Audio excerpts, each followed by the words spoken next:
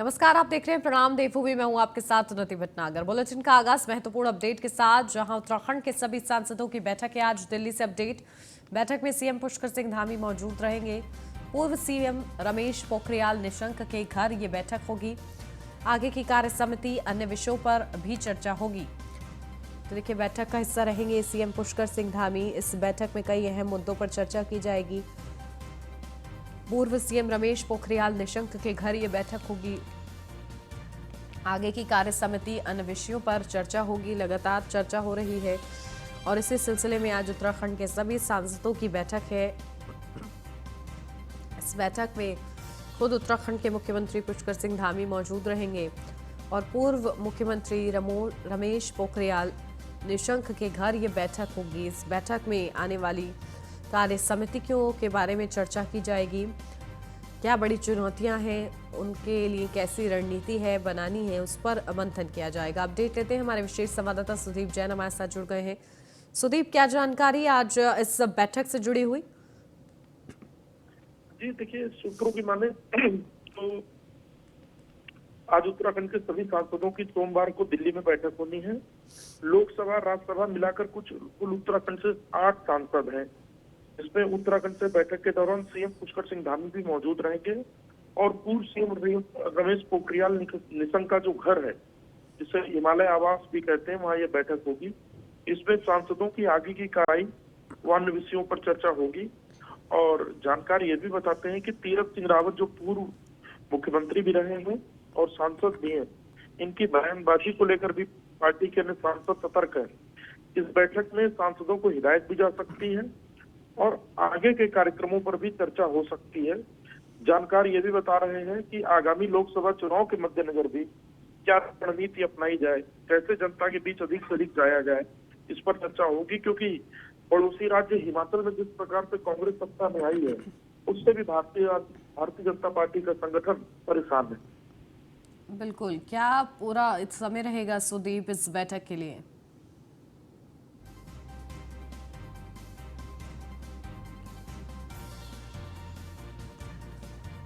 सुदीप, मेरी आवाज मिल रही हो तो बताइए, क्या समय रहेगा इस बैठक का? जी देखिए, अभी तक जानकारी समय की नहीं हो पाई है, लेकिन ये बताया जा रहा है कि गुजरात में नई सरकार के शपथ ग्रहण से जब मुख्यमंत्री फ्री होकर आएंगे वापस दिल्ली, उसके बाद ही ये बैठक का आयोजन होगा। ठीक है, बहुत शुक्रिया सुदीप आपका तमाम जानकारी के लिए।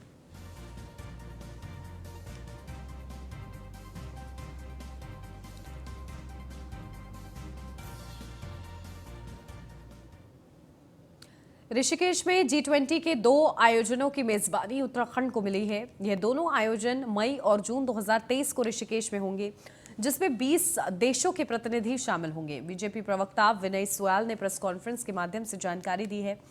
विनय सुयाल ने कहा है कि प्रदेश को भी G20 की मेजबानी का मौका मिला है। यह सिर्फ उत्तराखंड की नहीं बल्कि ऋषिकेश के लिए गौरव का क्षण है। 20 देशों के प्रतिनिधि तीर्थ नगरी पहुंचेंगे। सुयाल ने बताया है कि आयोजन की तारीखों में अभी तय नहीं हुई है।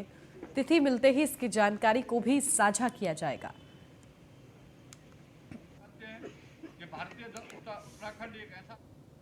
प्रधानमंत्री जी के द्वारा जिस तरह से हमको G20 का अध्यक्षता करने का अवसर प्राप्त हुआ है, निश्चित रूप से भारत की संस्कृति, भारत का जो विश्व के अंदर जो पूरा मानचित्र है, उस संबंध में लगभग G20 के माध्यम से पूरे देश को समझने का मौका मिले। इसलिए आप सब देवभूमि ऋषिकेश के सभी वासी भी इस बात के लिए बधाई के पात्र हैं और आप सब गौरवशाली है, आप क्षण है आपके लिए कि G20 की जो मेजबानी की जो 2 कार्यक्रम हैं, 2 दिन के, वो ऋषिकेश को भी मिलने वाले और निश्चित रूप से वैश्विक मंच पर ऋषिकेश को भी एक स्थान मिलने वाला है। प्रधानमंत्री जी के द्वारा जिस तरह से हमको G20 का अध्यक्षता करने का अवसर प्राप्त हुआ है, निश्चित रूप से भारत की संस्कृति, भारत का जो विश्व के अंदर। रुड़की से अब खबर, जहां रुड़की में जीवन दीप एकेडमी गुरुकुलम विद्यालय का वार्षिकोत्सव कार्यक्रम में सीएम धामी पहुंचे। इस अवसर पर वार्षिकोत्सव में बच्चों ने सांस्कृतिक कार्यक्रम भी प्रस्तुत किए। आपको बता दें कि सीएम धामी ने बच्चों को पुरस्कार वितरण करते हुए सम्मानित किया। तो वहीं सीएम धामी ने कहा कि नई शिक्षा नीति से विद्यार्थियों को भी लाभ मिलेगा। शिक्षा के नए आयाम मिलेंगे। साथ ही उन्होंने कहा कि आने वाले समय में जिले में मेडिकल कॉलेज बनेगा। रुड़की की सड़कों पर तेजी से काम हो रहा है।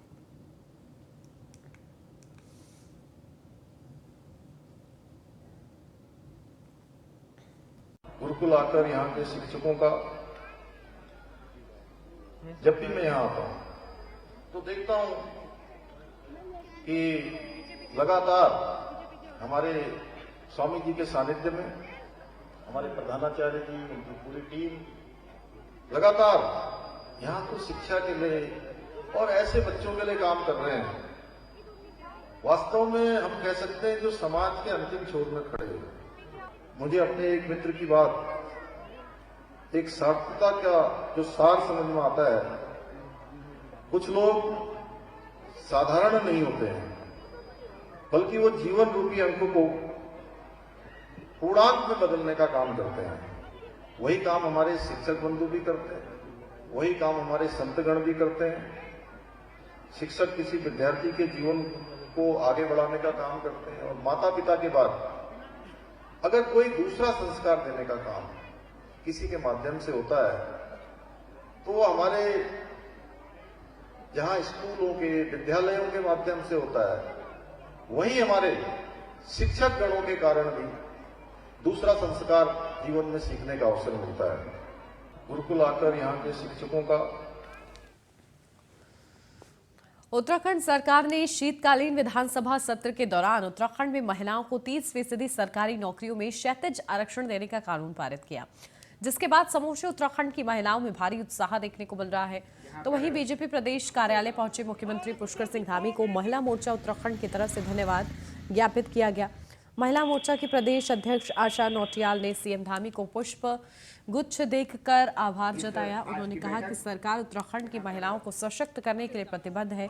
इसी का एक बड़ा उदाहरण है कि मुख्यमंत्री पुष्कर सिंह धामी ने महिलाओं को 30% क्षैतिज आरक्षण से नवाजा है।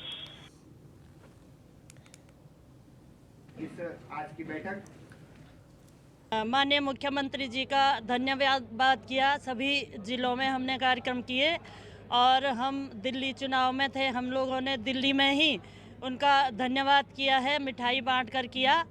और अभी जिस तरह से उत्तराखंड में महिला सशक्तिकरण के लिए और बेटी और सशक्त हो, महिलाओं को स्वरोजगार के लिए, बेटी को सशक्त बनाने के लिए जिस तरह से माननीय मुख्यमंत्री पुष्कर सिंह धामी जी और भारतीय जनता पार्टी की सरकार काम कर रही है, इससे लगता है कि भारतीय जनता पार्टी हमेशा से महिलाओं को समाज में सशक्त बने, इस दिशा में हमेशा से काम करती रही है।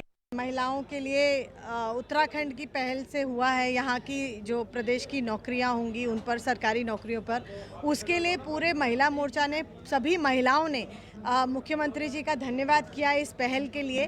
और मुझे लगता है कि यहाँ पर जो भी बच्ची हमारी जो पहाड़ में पढ़ती हैं, जो यहाँ पढ़ती हैं, प्लेन में पढ़ती हैं, उनके लिए कहीं ना कहीं उनको एक चुनौती से गुजरना पड़ता है। इसके बाद जब इतनी उनको एक जिम्मेदारी के बाद वो अपना एक कुछ अचीव करती है और उसमें अगर उसको एक आरक्षण मिलता है नौकरियों में, तो कहीं ना कहीं महिला सशक्तिकरण के प्रति ये एक बड़ा कदम है। महिला प्रांतीय रक्षक दल के स्थापना दिवस के अवसर पर पीआरडी जवानों द्वारा रायपुर स्थित पीआरडी स्टेडियम में रैतिक परेड का आयोजन किया गया। मुख्य अतिथि के तौर पर युवा कल्याण मंत्री रेखा आर्या ने कार्यक्रम में शिरकत ली। वहीं युवा कल्याण एवं प्रांतीय रक्षक दल के नेता जितेंद्र कुमार सोनकर और युवा कल्याण के विशेष प्रमुख सचिव अभिनव कुमार भी इस कार्यक्रम का हिस्सा रहे। शुरू हुई, इन्होंने अल्मोड़ा में जिला पंचायत रहा है।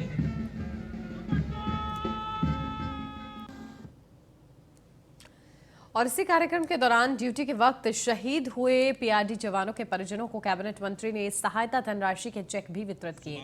मंत्री रेखा आर्या ने कहा कि पीआरडी स्थापना दिवस अपने आप में एक विशेष महत्व रखता है। उत्तराखंड के एक अलग राज्य बनने के बाद पहली बार उत्तराखंड में पीआरडी स्थापना दिवस मनाया जा रहा है, जिसके लिए कैबिनेट मंत्री ने सभी को शुभकामनाएं दी।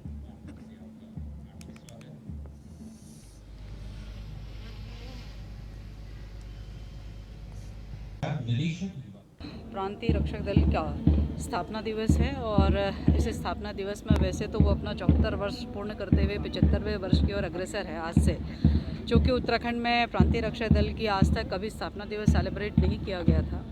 तो विभाग में इस चीज़ की बहुत ज़रूरत मुझे भी और विभाग के लोगों को महसूस हो रही थी कि इसको मनाया जाना चाहिए ताकि हमारे PRDA जवानों का मनोबल बढ़े और साथ साथ में पूरे उत्तराखंड को भी मालूम होना चाहिए कि आज PRDA का जो है वो स्थापना दिवस है। अल्मोड़ा से अब खबर, जहां अल्मोड़ा शहर में निर्माणाधीन बहुउद्देश्य बस अड्डा मानकों के अनुरूप नहीं बन रहा है। पिछली कांग्रेस सरकार ने इसके लिए करीब 16.50 करोड़ का बजट स्वीकृत किया गया था, लेकिन वर्तमान सरकार ने बजट में कटौती कर सिर्फ 14.09 करोड़ की मंजूरी दी है, जिसके सापेक्ष 11.78 करोड़ का बजट मिल पाया है, जिससे बहुउद्देश्य बस सिर्फ रोडवेज की बसों का संचालन किया जा सकेगा। और जबकि इसमें टैक्सी KMU की बसों का संचालन होना अब मुश्किल नजर आ रहा है। बता दें, इस पूरे मामले पर रोडवेज प्रशासन का कहना है कि बहुउद्देश्य बस अड्डा का निर्माण के लिए और अल्मोड़ा का यातायात व्यवस्था की समस्या के समाधान के लिए इसका प्रयोग होना था, अब नहीं हो सकेगा। आज के समय में अल्मोड़ा जो ये उत्तराखंड परिवहन निगम का अपना बस अड्डा बनने जा रहा है, पूर्व के मानकों के अनुरूप नहीं बन पा रहा है। इसमें ये बहुउद्देशीय बस अड्डा बनना था और ये आज सिर्फ हमारे रोडवेज के उपयोग में ही आ पाएगा, जबकि इसमें संचालित होनी थी KMU की बसें, टैक्सियाँ और अतिरिक्त जो बाहर से आने वाली बसें भी थी वो भी संचालित होनी थी, लेकिन ये आज के पूर्व में दिए हुए बजट के अनुरूप नहीं बन पाया है। आज के कैबिनेट मंत्री सतपाल महाराज के निजी सचिव IP सिंह और लोक निर्माण विभाग के प्रमुख अभियंता अयाज अहमद के खिलाफ थाने में धोखाधड़ी और जालसाजी का मुकदमा दर्ज किया गया है। आरोप है कि IP सिंह ने मंत्री के फर्जी हस्ताक्षर कर अयाज अहमद को PWD चीफ के पद पर नियुक्त करने का अनुमोदन कर दिया था। इसके बाद अयाज PWD चीफ बना दिए गए। मामला सामने आने पर इसकी जांच कराई गई।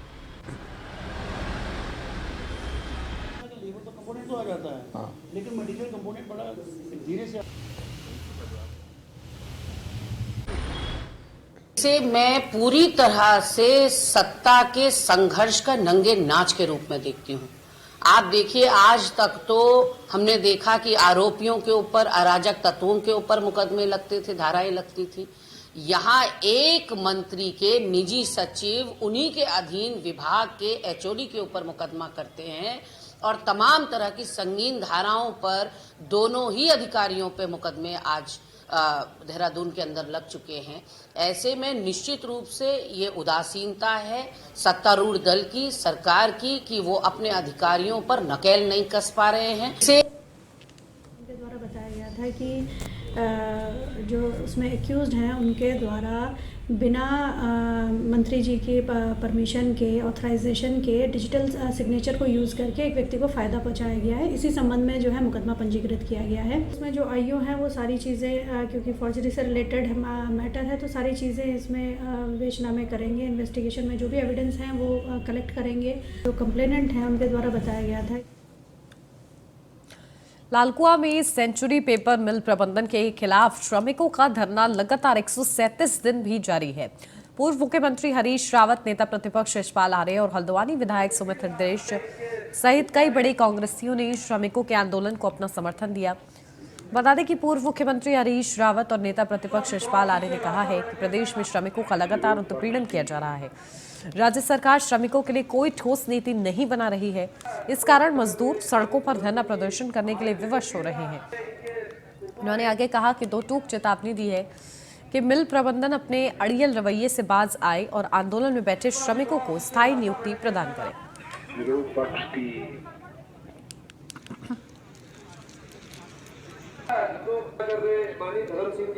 हमारे हाथ में एक बात है कि अब ये लड़ाई न्याय और अन्याय की भी होगी। लोकतंत्र के अंदर बात न करना ही, संवाद न करना ही सबसे बड़ा अन्याय है और इस अन्याय के खिलाफ हम लोग लड़ाई लड़ेंगे। और अभी अभी हम लोगों ने तय किया है, यहाँ पर सब लोगों की सहमति से तय किया है कि यदि 2-4-5 दिन के अंदर इसका समाधान समुचित नहीं निकलता है तो 10 दिन के बाद यशपाल आर्या जी और सुमित हृदय जी, दुर्गापाल जी, यहाँ के जिला कांग्रेस कमेटी के नेतृत्व में हम लोग यहाँ पर भी धरना शुरू करेंगे। आज सेंचुरी पेपर मिल में जिस तरह से अहंकार से ग्रस्त लोग बैठे हुए हैं, जिनकी ऊंची पहुंच है सरकार में, वो मजदूरों की आवाज़ को कुचलना चाहते हैं, दबाना चाहते हैं, ये बर्दाश्त से बाहर है। पूरा इलाका, शांतिपुरी तक का इलाका जल प्रदूषण से भरा पड़ा है। कांग्रेस तो प्रो इंडस्ट्री भी है, लेकिन अवश्य हमारे लिए पहली प्राथमिकता हमारे यहाँ के युवा साथी, हमारे नौजवान हैं, जिनके रोजगार की वजह से इंडस्ट्री लगाई। और आज अगर रोजगार से एक भी व्यक्ति को अवैध तरीके से वंचित करा जाता है और यहाँ से उनके परिवार यहाँ पे बैठ जाएं बाहर फैक्ट्री के, तो फैक्ट्री को शर्म करनी चाहिए।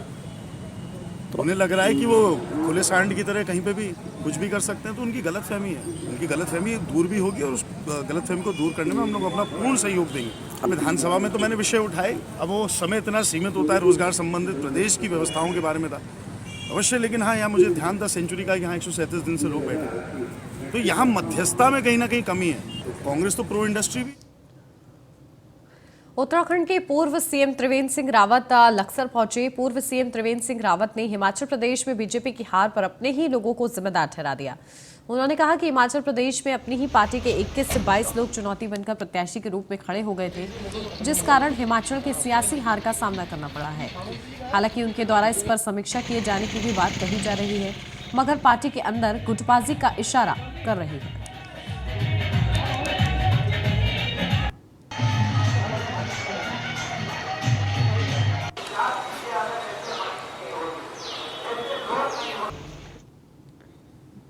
इक्कीस 22 हमारे पार्टी के अंदर ही लोग खड़े हो गए थे, प्रत्याशी बन गए थे, तो भी ये कारण हो सकता है। लेकिन सारी चीज़ें देखिए, भारतीय जनता पार्टी में एक खासियत है कि हारें चाहे जीतें, हम समीक्षा करते हैं, हार के भी कारण जानते हैं और जितनी बेहतर जीत मिली तो उसका भी कारण जानने का प्रयास करते हैं। इसलिए जब समीक्षा होगी तो उसमें सब चीज़ें सामने आ जाएंगी।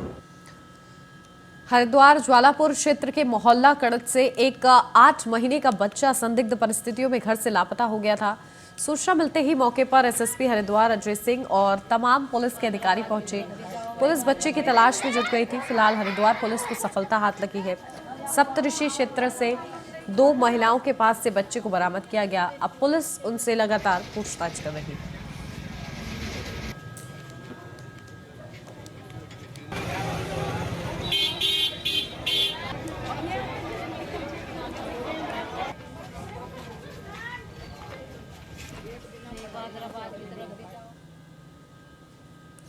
दून अस्पताल में जल्द ही पैलिएटिव केयर यूनिट बनने जा रही है, जहां जिसकी सीधा फायदा कैंसर से जूझ रहे मरीजों को मिलेगा। कैंसर के गंभीर मरीज जो अंतिम चरण में पहुंच जाते हैं, उनको अब दर्द से जूझना नहीं पड़ेगा। तो वहीं अस्पताल के चिकित्सा अधीक्षक डॉक्टर यूसुफ रिजवी ने बताया है कि मरीजों को बीमारी के अंतिम और चौथे चरण में असहनीय दर्द का सामना करना पड़ता है। इसके लिए दून अस्पताल में पैलिएटिव केयर यूनिट की स्थापना की जा रही है। इसमें 20 से अधिक बेड की व्यवस्था होगी। पहला सरकारी अस्पताल होगा जहां यह सुविधा कैंसर मरीजों को मिल पाएगी।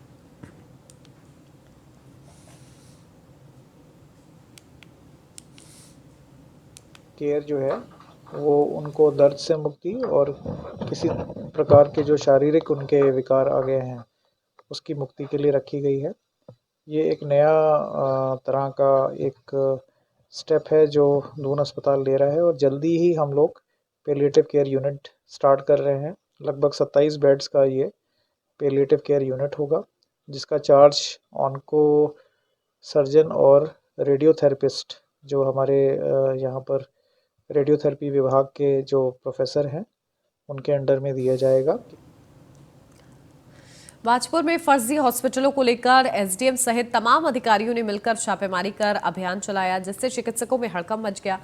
आपको बता दें कि एसडीएम राकेश चंद्र तिवारी ने बताया कि मेट्रो पैथोलॉजिस्ट में खामियां पाई जा रही हैं, जाने पर हॉस्पिटल को सीज किया जाएगा। स्वास्थ्य अधिनियम एक्ट के तहत कार्रवाई भी की जाएगी। लोगों की जिंदगी के साथ खिलवाड़ करने वालों को बख्शा नहीं जाएगा।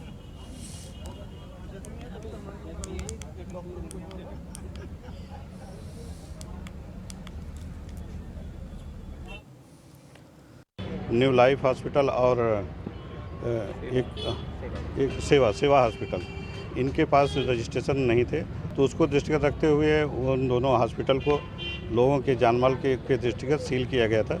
आज हमने एक हॉस्पिटल, एक पैथोलॉजी सेंटर को चेक किया, तो यहाँ हॉस्पिटल में तो डॉक्यूमेंट्स रहे, लेकिन जो पैथोलॉजी सेंटर है उसमें 2020 का प्रोविजनल सर्टिफिकेट रहा। न्यू लाइफ हॉस्पिटल और एक सेवा हॉस्पिटल, इनके पास रजिस्ट्रेशन नहीं थे, तो उसको दृष्टिगत रखते हुए उन दोनों हॉस्पिटल को लोगों के जानमाल के दृष्टिगत सील किया गया था। आज हमने एक हॉस्पिटल, एक पैथोलॉजी सेंटर को चेक किया, तो यहाँ हॉस्पिटल में तो डॉक्यूमेंट्स रहे, लेकिन जो पैथोलॉजी सेंटर है उसमें 2020 का प्रोविजनल सर्टिफिकेट रहा। रुड़की से अब खबर, जहां रुड़की में ग्रामीणों क्षेत्रों में बंदरों के आतंक से लोग परेशान हुए हैं। जगह जगह बंदर देखने को मिल रहे हैं। आपको बताते चले कि रुड़की रेंज के पनियाला चंदापुर गांव में पिछले 3 दिनों से बंदरों ने आतंक मचाया हुआ है। लोगों की छतों और मकानों पर बंदर घूमते हुए नजर आ रहे हैं। तो वहीं ग्रामीण लोगों ने आरोप लगाया है कि बंदरों के आतंक के कारण बच्चों को घरों में कैद करना पड़ रहा है। वन विभाग की अधिकारियों की तरफ से कोई सुध नहीं ली जा रही है।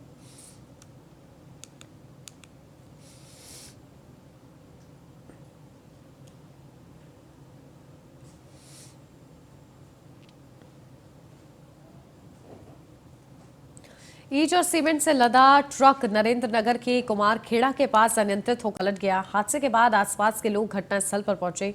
सूचना मिलते ही थाना नरेंद्र नगर के वरिष्ठ पुलिस उप निरीक्षक शमशेर अली मय पुलिस फोर्स के साथ मौके पर पहुंची, तो वहीं ट्रक चालक को मेडिकल परीक्षण के लिए नजदीक के अस्पताल में भर्ती कराया गया, जिससे वाहन चालक की शराब पिए होने की पुष्टि हो गई, जिसके बाद पुलिस ने चालक के खिलाफ कार्रवाई कर उसे हिरासत में ले लिया।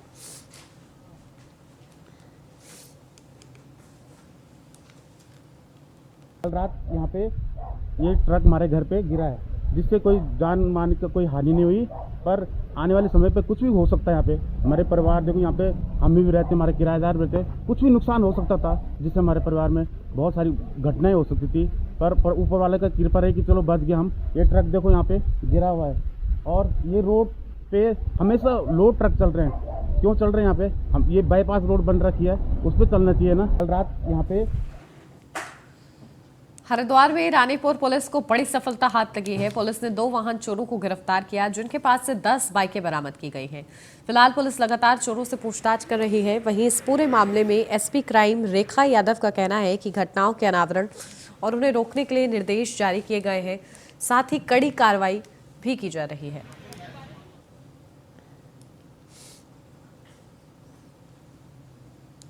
सेक्टर 4 स्थित पीट बाजार आए थे और वहाँ से उनकी बाइक चोरी हो गई है। इसी क्रम में तुरंत मुकदमा पंजीकृत कर हमारे द्वारा टीमों का गठन किया गया। वह मुखबिर तंत्र को सक्रिय किया गया। इसी क्रम में मुखबिर द्वारा सूचना दी गई कि रेगुलेटर पुल सलीमपुर के पास कुछ व्यक्ति हैं जो संदिग्ध हालत में खड़े हुए हैं। उनके पास जो वाहन है उस पर नंबर प्लेट नहीं है। इस सूचना पर तुरंत हमारे द्वारा पुलिस टीम को रवाना किया गया। पुलिस टीम ने जाकर के उन व्यक्तियों को पकड़ा और उनसे पूछताछ की, तो उनके द्वारा बताया गया कि जी ये वाहन चोरी का है और हमारे द्वारा ऐसे ऐसे पीट बाजार से चुराया गया था। वाहन की तस्दीक हो जाने पर हमारी टीम द्वारा उनसे कड़ी पूछताछ की गई, तो उनके द्वारा बताया गया कि हमारे द्वारा अन्य भी वाहन ऐसे चोरी किए गए हैं और उनको किसी सुनसान जगह पे जहाँ पे आवागमन कम रहता है वहाँ पे छुपाए गए हैं। सेक्टर 4 स्थित पीट उधम सिंह नगर के जसपुर नगर पालिका द्वारा भारत सरकार के स्वच्छ भारत मिशन का मजाक उड़ाया जा रहा है और नगर पालिका क्षेत्र के अंतर्गत पार्कों की दुर्गति की जा रही है। पार्क सिर्फ गाड़ियों के पार्किंग की जगह और पशुओं के बैठने की जगह बनती नजर आ रही है, लेकिन नगर पालिका इस ओर कोई ध्यान देती नजर नहीं आई। वार्ड मेंबर की माने तो कई बार मीटिंग में इस पार्क के सौंदर्यीकरण कराने की बात को कहा गया, लेकिन इस ओर कोई ध्यान नहीं दिया गया।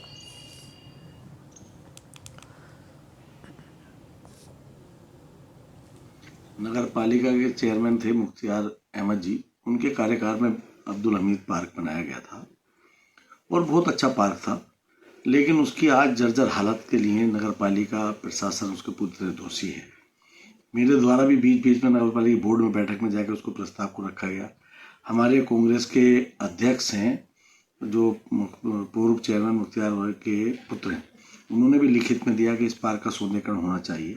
ये पार्क बनाए जाते हैं वो सार्वजनिक उपयोग के लिए बनाए जाते हैं और लोग उसमें विचरण कर सकें, बैठें, कुछ वृद्ध लोग आपस में बातें कर सकें, तो एक कम्युनिटी के लिए होता है। और बड़ा दुर्भाग्य है कि इसकी गंभीरता को नगरपालिका नहीं समझ रही और उस पार्क को जो सार्वजनिक उपयोग के लिए होना चाहिए था वो निजी उपयोग के लिए उसका लोग उपयोग कर रहे हैं और ऐसे धीरे धीरे कब्जा हो जाना है। मीटिंग में कहा कि पार्क का सौंदर्य कराओ, लेकिन वो कराने के लिए तैयारी नहीं होते। करते हैं शिकायत, पूरा समाज शिकायत करता है, लेकिन ये नहीं कर पाते ना, चेयरमैन यो नहीं सुन पाते हैं। और इसी के साथ इस बुलेटिन में फिलहाल बस इतना ही। खबरों का सिलसिला आगे भी जारी है, आप देखते रहिए न्यूज़ 1 इंडिया।